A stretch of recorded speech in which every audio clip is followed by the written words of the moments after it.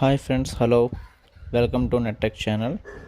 మనం ఈరోజు స్లోగా ఉన్న సిస్టమ్ని కొద్దిగా స్పీడప్ చేయడానికి, కొద్దిగా ప్రాసెసింగ్ అనేది స్పీడ్గా అవ్వడానికి కొన్ని ట్రిక్స్ అనేవి నేను చెప్పాలనుకుంటున్నాను. అయితే ఇందులో మేజర్గా 3 స్టెప్స్ ఉన్నాయి.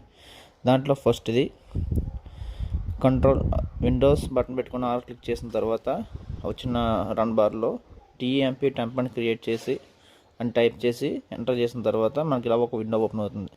అందులో ఉన్న ఫైల్స్ అన్నీ డిలీట్ చేసేయండి. అయితే కొన్ని ఫైల్స్ డిలీట్ అవ్వవు, అక్కడ చెక్ మార్క్ క్లిక్ చేసి స్కిప్ చేసేయండి. దానివల్ల ఏ ఇష్యూ ఉండదు. విండో క్లోజ్ చేయండి.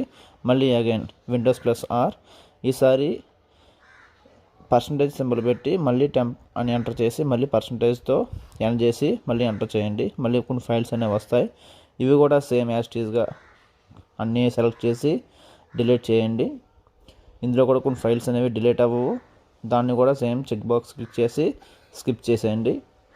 And last and final step, మళ్ళీ విండోస్ బటన్ పెట్టుకుని ఆర్ క్లిక్ చేయండి. ఇందులో ప్రీఫెచ్ అని ఎంటర్ చేయండి.